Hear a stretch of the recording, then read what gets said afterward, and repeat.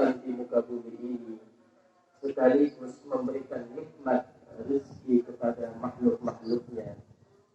Kita sebagai makhluk sekaligus menjadi pemimpin di muka bumi ini harus terus memanjatkan rasa syukur atas kesempurnaan kita diciptakan dan menyampaikan rasa syukur kita kepada Allah yang telah dianugerahkan kepada kita akan senantiasa ditambah oleh Allah Subhanahu wa taala.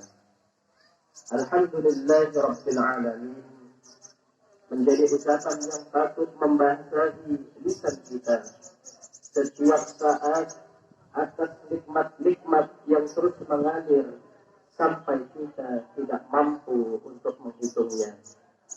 Allah telah menegaskan hal ini dalam firman-Nya yang termaktub dalam Al-Quran surat An-Nahl ayat 18. Wa in ta'uddu ni'matallahi la tuhsuha innallaha laghafurur rahim. Yang artinya, jika kamu menghitung nikmat Allah, niscaya kamu tidak akan mampu untuk menghitungnya. Sesungguhnya Allah benar-benar Maha Pengampun lagi Maha Penyayang. Ayat ini mengingatkan kita untuk tidak kufur dan mendustakan nikmat nyata dan melimpah yang telah dianugerahkannya kepada kita. Hal ini juga diingatkan Allah Subhanahu wa taala dalam Al-Quran surat Ar-Rahman melalui ayat yang diulang-ulang sebanyak 31 kali agar kita tidak ingkar kepada nikmat-nikmat Allah yang Maha Agung. Fabi'ayyi ala'i rabbikuma tukadziban, yang artinya, maka nikmat Tuhanmu yang manakah yang kamu dustakan. Ma'asyiral muslimin, sidang jamaah Jumat rahimakumullah. Di antara sekian banyak nikmat yang perlu kita syukuri, saat ini adalah telah dianugerahkannya nikmat kepada kita bisa berjumpa dan bertemu dengan bulan suci Ramadan, menjalankan kewajiban ibadah di dalamnya, dan bisa bertemu dengan bulan Syawal, di mana kita bisa menikmati kebahagiaan bersama orang-orang yang kita cintai dalam suasana Hari Raya Idul Fitri. Tidak semua orang mampu untuk mendapatkan nikmat ini, dan untuk bisa mempertahankan agar nikmat ini tidak pergi, maka bersyukur harus kita tanamkan dalam hati, diucapkan oleh lisan, dan diwujudkan dalam sebuah tindakan. Dalam suasana bulan Syawal ini, kita juga perlu bersyukur dan berharap agar bisa meraih dua predikat anugerah yang menjadi buah dari ibadah puasa Ramadan kita.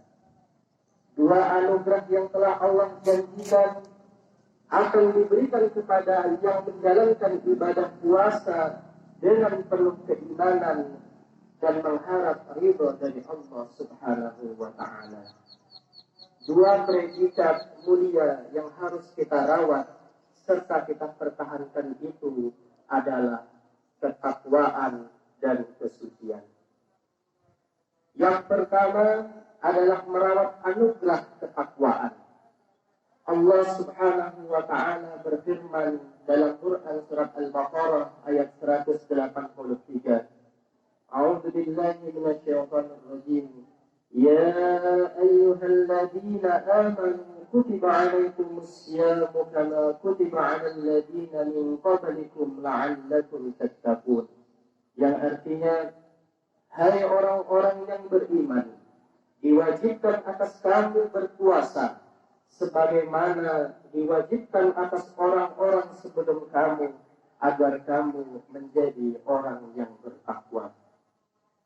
Pada ujung ayat ini jelas disebutkan bahwa muara atau tujuan disyariatkannya dan diwajibkannya ibadah puasa adalah agar kita menjadi hamba-hamba atau orang yang bertakwa.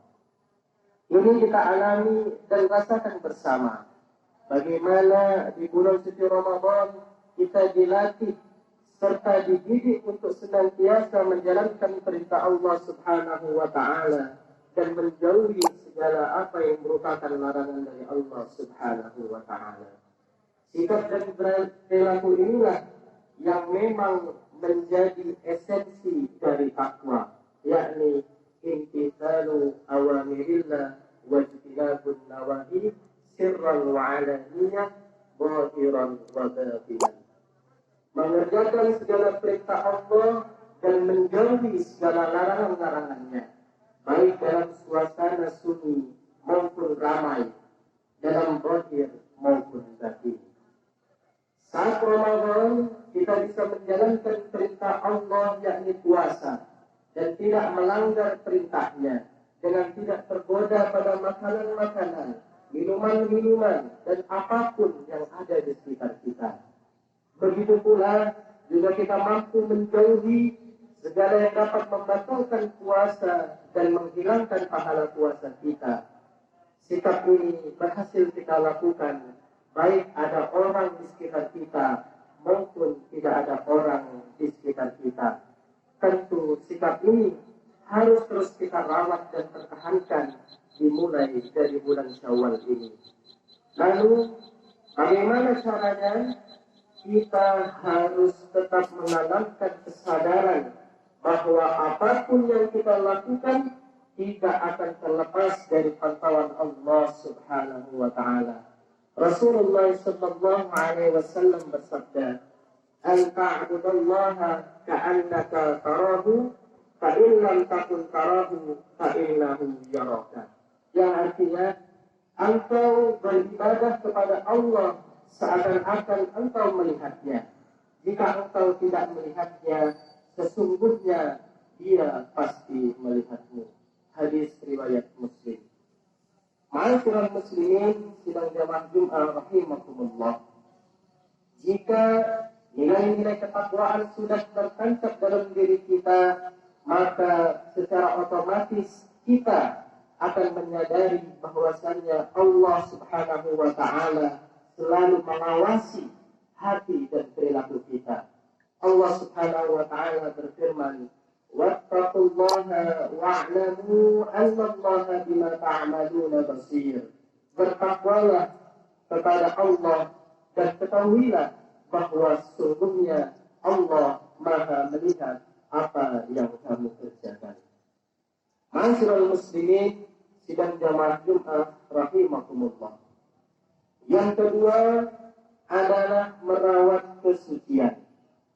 Predikat ini tersirat dan tersurat telah diungkapkan oleh Rasulullah sallallahu alaihi wasallam dalam sebuah hadisnya yang diriwayatkan oleh Imam Bukhari dan Muslim yang sangat masyhur, "Man shoma Ramadhana imanan wa ihtisaban, ghufira lahu ma taqaddama min dhanbi." Yang artinya, barang siapa berpuasa di bulan suci Ramadan karena iman dan mengharap pahala dari Allah Subhanahu wa Ta'ala, maka akan diampuni dosa-dosanya yang telah lalu. Dalam hadis ini, yang akan dihapus dosa-dosa sebelumnya adalah mereka yang berpuasa karena iman dan mengharap pahala dari Allah Subhanahu wa Ta'ala. Dalam kitab Maqasid Al-Sawm halaman 15 disebutkan bahwa yang dimaksud dengan iman di sini adalah meyakini bahwa puasa adalah kewajiban dan yakin dalam melaksanakannya. Sementara ihtisaban ialah mengharapkan pahala, merendahkan diri memohon balasan dari Allah sebagai bentuk penyerahan diri. Pernyataan keimanan dan menyatakan kelemahan di hadapan Allah Subhanahu wa Ta'ala. Jika kita benar-benar bisa dan dapat lakukan hal ini saat berpuasa, maka insya Allah kita akan diampuni dosa-dosa kita yang terdahulu dan kita akan kembali kepada kesucian seperti bagi yang baru saja dilahirkan. Kesedihan ini pun semakin lengkap dengan gugurnya dosa-dosa kita kepada sesama manusia, dengan saling maaf-memaafkan pada momentum Idul Fitri di bulan Syawal, sehingga predikat kesedihan ini pun harus kita rawat dan pertahankan dengan berjuang agar noda-noda dosa tidak menempel lagi di lembaran putih kehidupan kita, baru kita mulai di bulan Syawal ini. Ma'asyiral muslimin sidang jamaah Jumat rahimakumullah.